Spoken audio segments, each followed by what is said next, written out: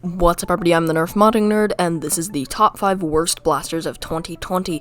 I do this pretty much every year, top 5 worst and top 5 best blasters of every year, and this year is no different. Even though we had a pandemic, I'm still gonna do this video. Keep an eye out next Wednesday, I'll be releasing the top 5 best blasters of 2020, and just keep in mind that these are all in my opinion, so your opinion can differ, and if you do have a different opinion, let me know in the comments section below.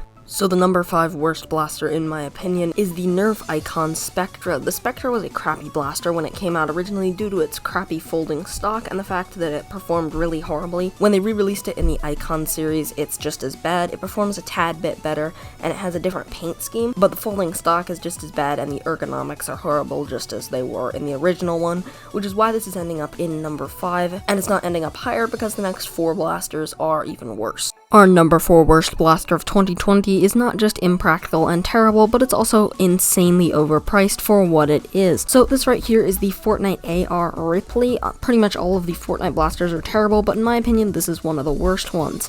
It performs terribly when I have used the Fortnite blaster several times, and the grip is really small and it's overall super bulky and just doesn't fit well ergonomically, and the color scheme on this is really janky, so I don't like this at all. And on top of all of those reasons, if that wasn't enough, it's also 50 United States dollars, which is completely overpriced for this type of blaster, and is why this blaster ends up as number 4 on our list. Next up, the number 3 worst blaster of 2020 is the Nerf Alpha Strike Uppercut. The reason this one is so terrible is because it is a knockoff Jolt. I mean, it's Nerf brand, but it's in the Alpha Strike series, which aims to be a budget line, but the problem is here, instead of just making it a decent budget blaster, they made it a lot worse than the Jolt, which is already a very cheap blaster. It has a really weird priming handle in like a circular pattern, which is super uncomfortable and hard to use, and then it also performs horribly and has a weird hand grip on a Jolt. So overall, this blaster is terrible, and even though it is really cheap, it's just terrible. It shoots terribly, it hurts your hand, and everything like that. So that's why this one ranks at number 3 worst. And before I get into the next 2 blasters, I may get a little bit of flack for the next 2 blasters because they're not so much blasters, but entire series. You can probably see where I'm going here, but the next 2 things, please don't hate me too much. And just remember, if you disagree with anything that I have, please make sure to leave it in the comments section below.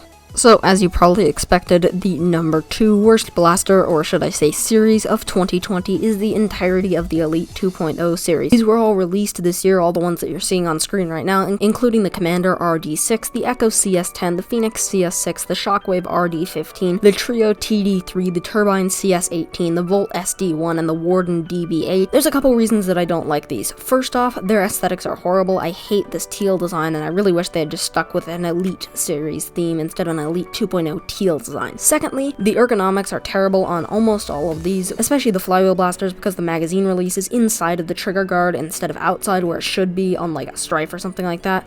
And thirdly, that's because these replace something that didn't need to be replaced. The Elite series was fine, and they did not need to replace it with all of these blasters here, as these pretty much are worse copies of Elite blasters. You know, the Phoenix CS6 is a worse Strife. The batteries are on the front, and so it's super unbalanced. The Trio TD3 is a much larger triad, and honestly, it didn't need to exist. They could have just stuck with the triad, which was an already good and loved design. So overall, I hate every single one of these blasters, and I would not recommend picking a single one of them up.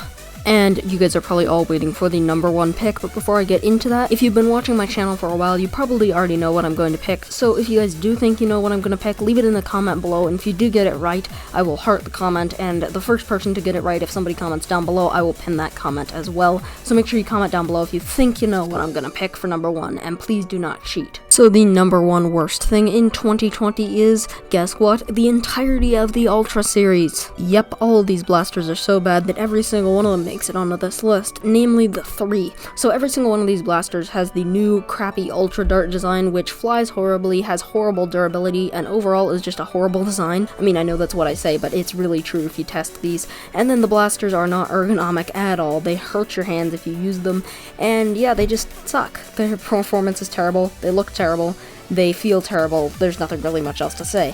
The one that's the worst though is the 3. As I've heard described by a couple other people, it's pretty much a stick with a brick on the end. It's crazy heavy on the front, it's not ergonomic at all because of said brick on the front, and every time you try to use the shotgun handle, as this is a shotgun style blaster, it crushes your hand, or at least the one that is on the main trigger, which is really dumb. You cannot have a blaster that crushes your hand as you're using it. That's just not how it works. Come on, Hasbro.